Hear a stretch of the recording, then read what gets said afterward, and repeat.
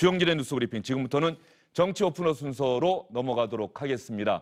오늘 민주당에서 기자회견이 하나 있었습니다. 민주당의 영입 인재 2호로 영입됐던 그야말로 인간 승리의 주인공이다. 민주당에서 이렇게 의미를 부여했었고 또 많은 분들이 관심을 가졌던 인물인데 원종건 씨라고 혹시 기억하십니까? 원종건 씨가 오늘 영입 인재 자격을 반납하겠습니다. 그리고 이번 총선에 저는 출마하지 않겠습니다라고 선언했습니다. 무슨 일이 있었던 걸까요? 저는 오늘 더불어민주당 21대 총선 영입 인재 자격을 스스로 당에 반납하겠습니다. 논란이 된 것만으로도 당에 누를 끼쳤습니다. 그 자체로 죄송합니다. 아무리 억울해도 남들 이상의 엄중한 책임과 혹독한 대가를 치르는 게 합당할 것 같습니다. 게다가 저에게 손을 내밀어준 민주당이 선거를 목전에 두고 있습니다. 제가 아무리 억울함을 토로하고 사실관계를 소명해도 지루한 진실 공방 자체가 부담을 드리는 일입니다. 주장의 진실 여부와는 별개로 함께했던 과거에 대해 이제라도 함께 고통받는 것이 책임 있는 자세라고 생각합니다. 명예로운 감투는 내려놓고 자연인 신분으로 돌아가겠습니다. 홀로 진실을 밝히고 명예를 회복하겠습니다. 홀로 진실을 밝히고 명예를 회복하겠다. 무슨 일이 있었던 건지 한번 알아보도록 하겠습니다. 김영준 명지대 교수, 김만음 한국정치아카데미 원장, SBS 원일이 논설위원 나와 있습니다. 세 분 어서 오십시오. 네. 먼저 원일이 위원. 네. 원종건 씨가 총선 불출마 선언한 자막 보니까 미투 논란이라고 돼 있네요. 어떤 일이 있었던 겁니까? 미투 논란이라고는 되어 있습니다만 정확한 용어가 데이트 폭력으로 좀 용어가 좀 바뀌어 나가고 있습니다. 예. 어제였죠. 전 여자친구라면서 장문의 글이 인터넷에 올랐습니다. 원종건 씨가 정치를 시작한다고 하는데 바로 내가 원종건 씨의 전 여자친구다. 제목은 민망하게도 나는 원종건 씨의 성놀이개감이었다. 그 실체를 폭로한다는 내용으로 장문의 글이 올랐습니다. 예. 전형적인 데이트 폭력과 가스라이팅, 미투 이런 식의 파장으로 좀 됐고 당에서는 이 사실 자체가 사적인 영역이기 때문에 검증이 불가능한 내용이었다라고 어찌할 줄 모르고 있는 사이에 원종건 씨가 하루 만에 자진 반납 형식으로 영입 자격 자체를 포기하겠다 이렇게 됐습니다. 원종건 씨 27살이고요. 보시다시피 굉장히 애띤 얼굴인데 방송에서 모친이 시각장애인으로 나와서 민주당에서 말 그대로 느낌 있는 이 남자라는 컨셉으로 영입을 한 겁니다.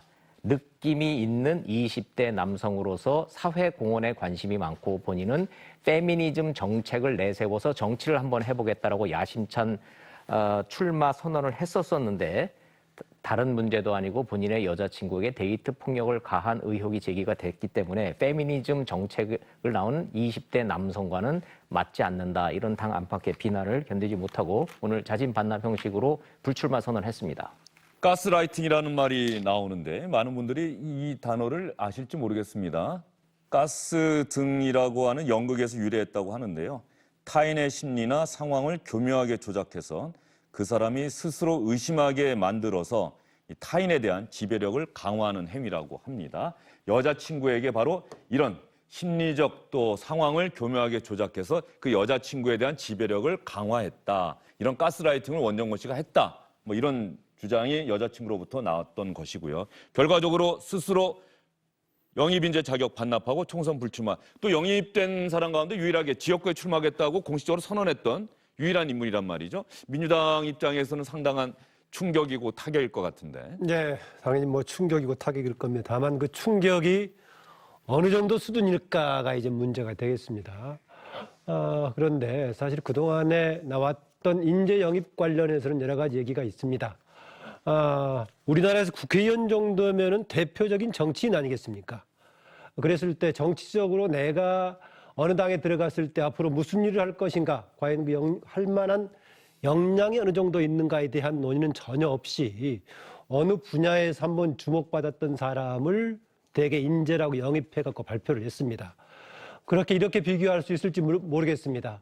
어느 동네에서 착한 일 했다고 우리나라 축구 대표 국가선수로 뽑을 수 있냐라는 겁니다. 물론 정치라는 영역은 복합적이긴 합니다만은 어느 영역 못지않게 상당히 전문적이고 정치적인 역량이 필요한 전문적인 분야 아니겠습니까?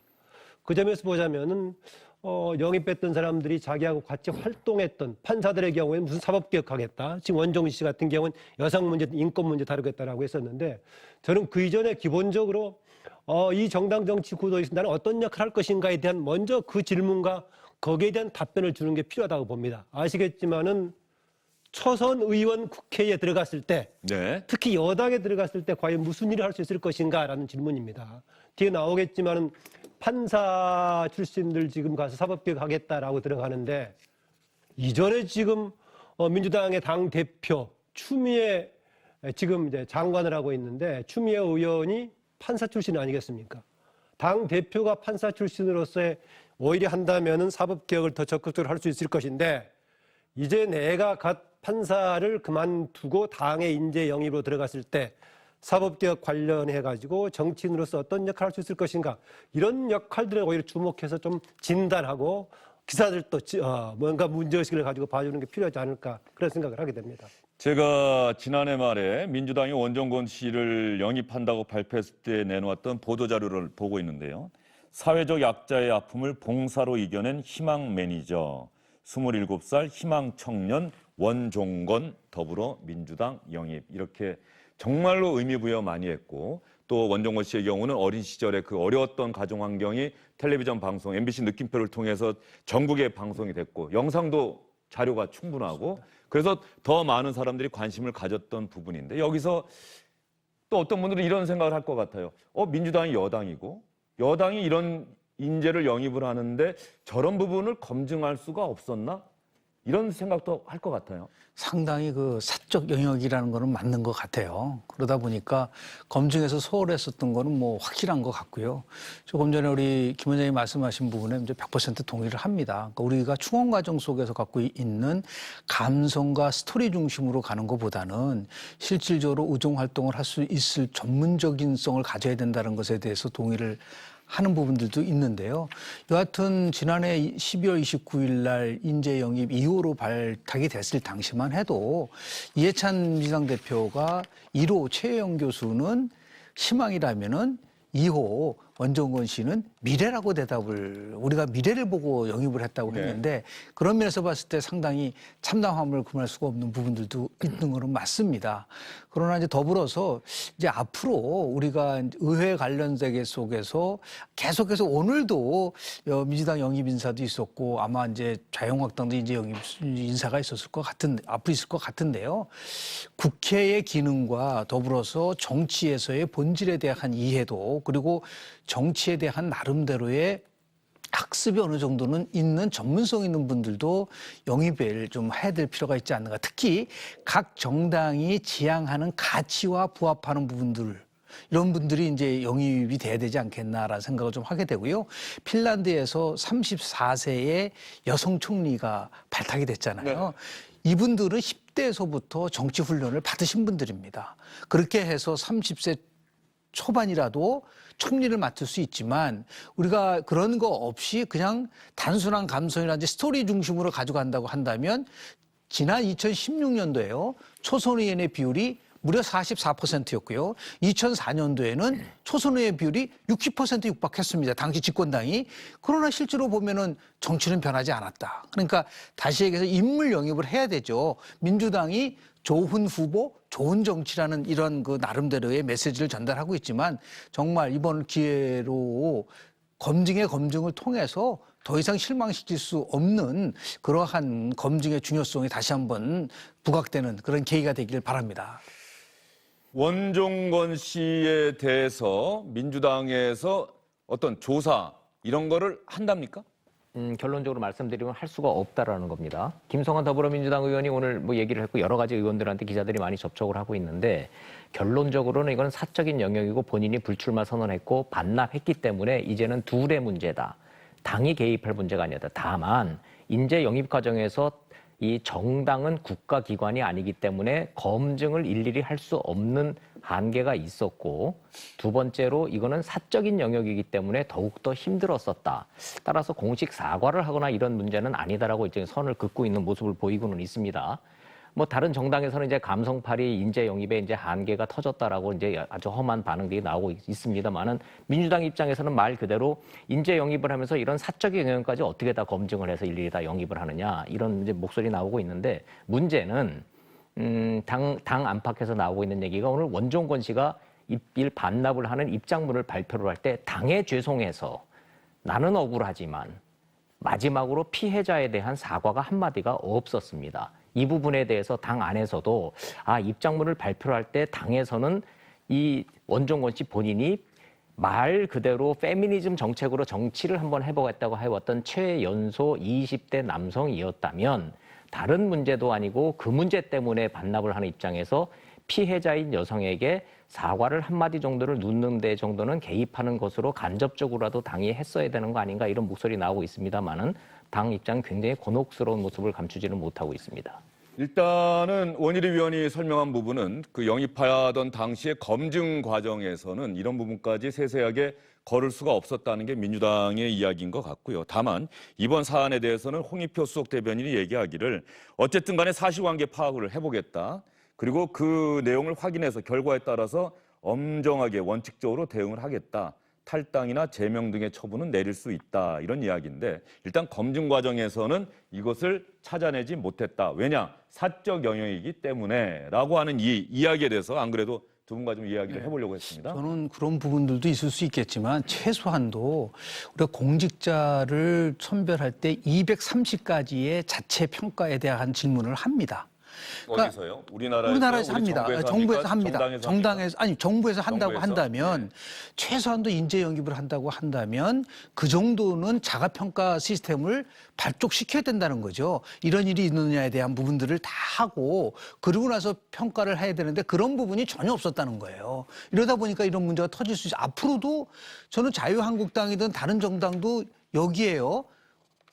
언제든지 터질 수 있는 시한폭탄이 있는 겁니다. 그러니까 인재 영입을 무조건 막 경쟁을 하다 보면 나올 수 있는 부분들이 있기 때문에 이거를 나름대로 원용을 해서 최소한도 반드시 물어봐야 될 사항에 대해서 인재 영입 전에 물어보고 다시 한번 걸러내는 이 작업이 절대적으로 필요하지 않겠는가라는 생각을 좀 하게 되고요. 똑같은 거로 이제 공모를 각각 하지 않습니까? 각 정당들이 공모할 때 내용을 보면 이런 자가평가와 관련된 부분이 거의 없습니다. 단순하게 무슨 뭐 정가 기록이 있느냐 없느냐 등등 몇 가지 사항만 물어보는데 이건 도덕성과 치명적인 연결성이 있는 부분들이 있기 때문에 더욱더 국민들의 눈높이에 맞는 나름대로 인재를 영입하려면 세심하게 검증할 수 있는 시스템을 빨리 구축해야 될 필요가 있지 않나라는 생각을 좀 합니다. 예, 지금처럼 영입 당시에 국민들에게 그야말로 지금 화면에 나왔다고 느낌을 준다거나 이미지 전략으로 영입할 경우에 과연 그렇게 조사할 수 있을 것인가라는 생각이 들긴 합니다.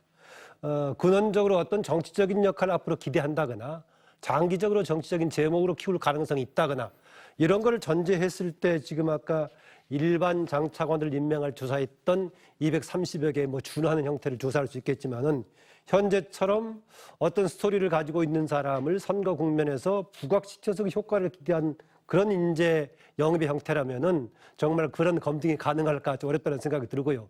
현 상황에서는 아무래도 조금 한다는 것이 주변에 물어보는 평판 조사 정도를 넘어서기는 쉽지 않을 것이다. 근원적으로 문제 해결을 위해서는 정치적인 영입하는 그 목적 자체를 다시 한번 점검할 필요가 있다는 생각이 듭니다. 그런데 말이죠. 저는 여기서 한 정현정 시인인가요? 그런 시를 썼던 적이 있어요. 한 사람을 만난다는 건 결코 간단치 않은 일이고 왜냐? 그 사람의 일생이 내게로 오기 때문이다. 이런 이야기를 했단 말이죠. 공당이 더군다나 여당이 사람을 영입한다라고 했을 때 그 사람을 검증 과정에서 제대로 걸러내지 못했다라고 하는 점 그건 뭐 충분히 있을 수는 있는 일이긴 합니다만 그렇다고 해서 이 사람을 우리가 사적 영역이어서 우리가 검증할 수가 없었습니다. 이것은 원종건 씨의 개인적인 부분입니다라고 민주당과 선을 긋는 것은 과연 온당한 일인지 이 부분은 좀 생각을 해볼 필요가 있다는 취지에서 제가 질문을 드렸던 건데 일단 김성환 비서실장인가요? 더불어민주당 의원 그리고 홍익표 민주당 수석대변인 얘기 한번 들어보도록 하겠습니다. 사적인 영역이라 저희가 검증하는데 한계가 좀 있었던 것 같습니다. 구두로 확인하고 본인이 문제 없다고 해서 이제 그 사적인 영역을 우리가 어디까지 검증할 수 있을지에 대해서 좀 검토해서 우리가 추가로 보완할 점이 있다면 보완해 나가도록 그렇게 하겠습니다.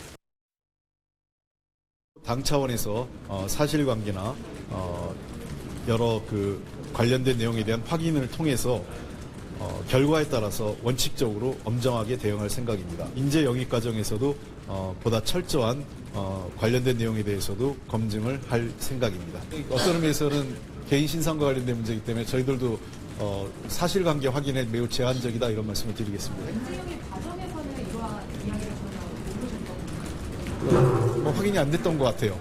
예. 이 문제가 초기 단계에 이렇게 크게 논란이 됐던 것도 아니고, 그러니까 사실은 본인이 이런 어떤 문제가 있다라는 걸 밝히기 전까지는 알 수 없는 영역이지 않습니까? 개인 사생활의 영역이었기 때문에. 민주당은 어쨌든 간에 대단히 곤혹스럽고 그렇다라고 하는 상황은 솔직하게 이야기를 하면서도 어쨌든 간에 좀 들어보십시오. 원정권 씨의 개인 사생활 영역이라는 점을 계속해서 강조를 하고 있어요. 예, 공적 영역에 대한 공적 활동에 대한 기대가 크지 않았다는 것을 그대로 말해주는 게 아닌가. 제가 앞서 말씀드렸다시피 어느 스토리를 가지고 지금 영입하는 국면의 언론을 통해서 부각시켜서 그 효과를 기대하는 정도에 멈추지 않았느냐. 이후의 정치적인 역할은 그야말로 공적인 역할 아니겠습니까? 그러면 공적으로 주목받을 수 있는 사람이라면 당연히 점검이 더 필요할 것인데 좀 일회용 이벤트에 동원되었기 때문에 치밀하게 검증하지 못했을 거다라는 생각이 듭니다. 김 교수님은 어떻게 생각하세요? 참 공교롭게 이제 앞으로 대책을 만들겠다라고 하는데 과연 어떤 대책이 있을 수 있는 건지? 제가 최소한도 230까지는 아니더라도 한 30개 내지 50개 정도는 반드시 물어봐야 될 부분들이 있어요. 예를 들어서 지금 재작년에 가장 우리 사회를 뜨겁게 달궜었던 것이 미투 논란이었지 않습니까? 이 부분을 포함해서 아주 사적인 영역이라 미국 같은 경우는 이런 경우죠. 어떤 약을 복용한 적이 있느냐까지 물어봅니다. 그러니까 왜냐하면 공인이 되기 때문에 그런 거고 또 실질적으로 도메스틱 바이올런스 이 폭력, 가정폭력과 관련된 부분들도 물어보거든요, 직접적으로. 왜냐하면 우리 사회가 이제 전반적으로 변화되고 있는 이 시점에서 다른 것도 아니고 인재 영입이라고 한다면 정말 아주 굉장히 민감한 부분들도 밀어볼 수 있는 그러한 것을 좀 치밀하게 준비 좀 할 필요가 있지 않을까 생각이 좀 들고 하나 흥미로운 것은 자유한국당에서는 체육계 미투 1호인분을 지금 영입을 했잖아요. 그것을 폭로한 분이죠. 폭로한 분. 그러니까 이게 참 대비가 되는 부분들도 있지만 이건 언제든지 시한폭탄이 될 수 있는 거예요. 자유한국당도 마찬가지고 앞으로 다른 정당 모두가 마찬가지이기 때문에 지금이라도 서둘러서 다시 한번 검증을 할 수 있는 그러한 계기가 됐으면 좋을 것 같기도 하지 않을까라는 생각을 좀 합니다. 두 분 말씀 보면은 외부 인재 영입하는 건 좋은데 이것이 감성 마케팅, 유권자들의 감성에만 호소하고 이런 식의 우리 정치권이 그런 식으로 사람을 소비해왔던 것은 아닌지 한번 진지하게 돌아볼 계기가 됐으면 좋겠다는 말씀을 두 분께서 해주셨고요. 다른 정당에서는 당연히 강한 비난의 발언들이 쏟아져 나오고 있습니다. 시간이 흐를수록 젠더 이슈의 중요성이 커지고 있는 시대 속에서 여당의 최연소 영입 인재가 터뜨린 성추문에 대하여 국민들이 분노하고 있습니다. 인재인 줄 알았는데 사람으로 인한 재앙, 인재가 된 거네. 민주당은 원정권 씨 미투 범죄 논란에 대해 빠른 조사 결과와 공개와 함께 적절한 처사를 해야 할 것입니다. 정의당이 상당히 강하게 비판을 했던 것 같아요, 원일이 의원. 전체적으로 보면은 정의당의 논평이 상당히 강도가 세던데요.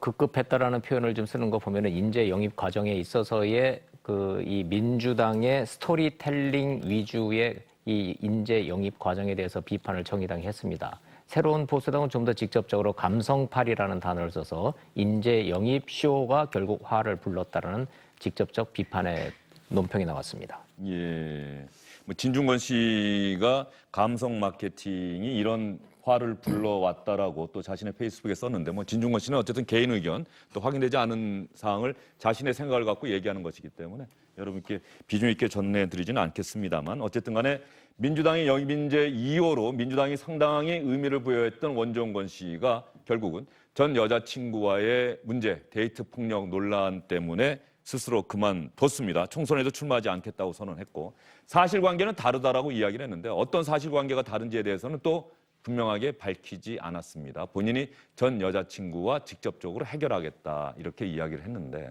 원정권 씨 영입될 때 민주당의 대학생위원회라고 있습니다. 이 대학생위원회가 했던 이야기가 생각이 나네요. 20대가 정치를 벌인 것은 정치가 20대를 버렸기 때문이다. 이런 이야기를 민주당 대학생위원회 한 대학생이 이야기를 했는데 그것은 뭐냐 하면 민주당에도 이렇게 엄연히 민주당의 정치, 우리나라 정치를 바꾸기 위해서 활동하고 있는 대학생위원회 젊은 세대가 있는데 왜 당에서는 계속해서 외부 인사들에게만 눈을 돌리느냐. 이런 식의 비판적인 의견을 쏟았던 기억이 납니다. 이런 논란 속에 민주당은 오늘 또 새로운 인재를 영입했는데 오늘 영입된 인재도 주요 키워드, 핵심 단어는 청년이었습니다.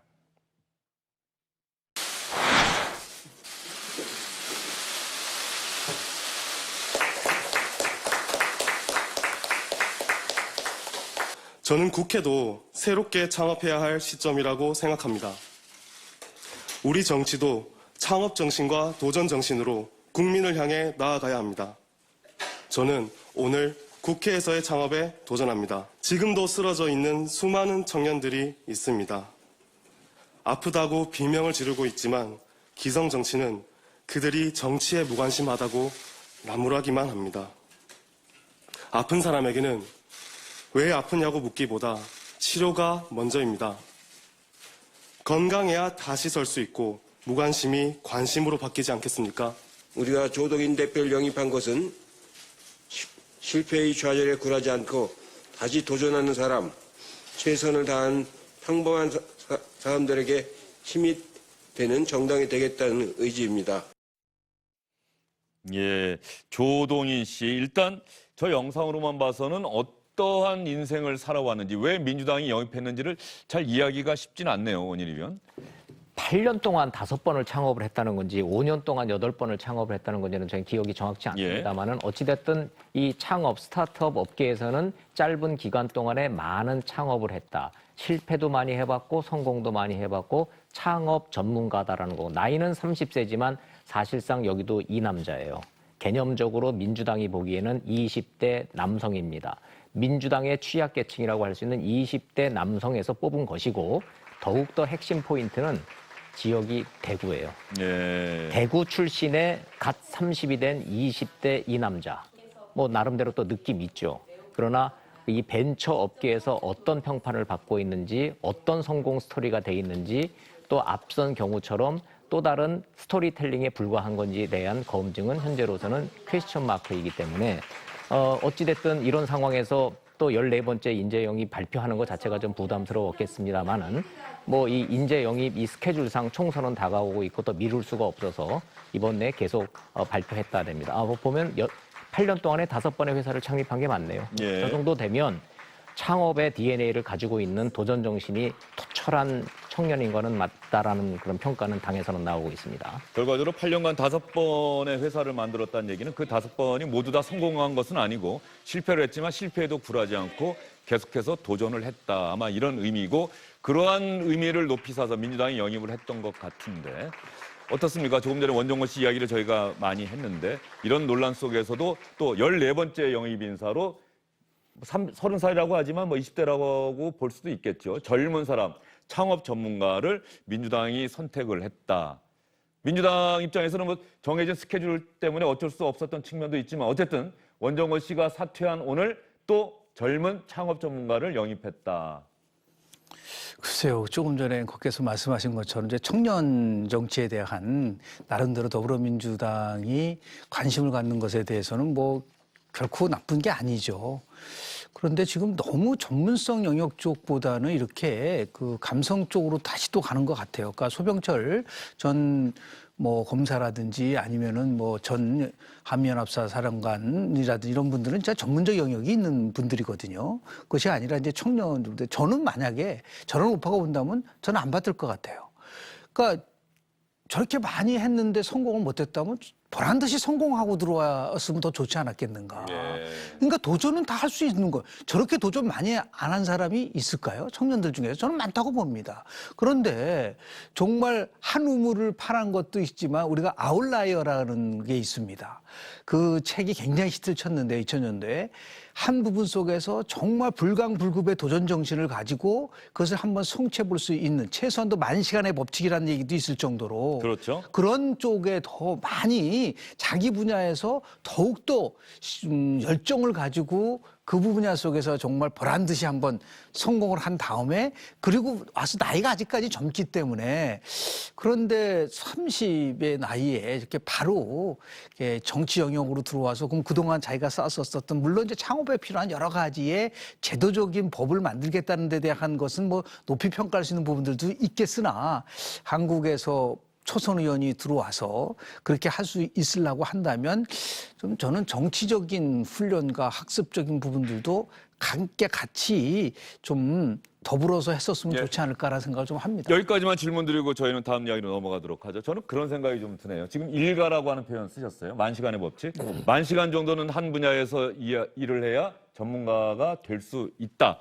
될지 말지 한다라고 하는 이야기인데 그러기에는 20대, 30대라는 나이가 또 젊단 말이죠. 한 분야에서 일가를 이루지 않은 젊은이들을 계속해서 영입하고 있고 또 영입을 시도하고 있는 우리 정치권의 속내 뭘까요? 젊은 층의 표는 이런 영입을 통해서 싹쓸이할 수 있다는 생각 때문인가요? 젊은 층의 표와 더불어서 또 하나 미래를 강조하는 이중적인 전략을 노리고 있는 것 같습니다. 민주당뿐만이 아니라 다른 정당들도 지금 청년 미래를 계속 강조하고 있죠.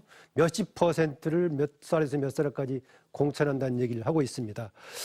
그래서 아까 두세 사람 빼고 대부분은 지금 청년의 포커스를 맞춰서 지금 최근에 영입을 했죠.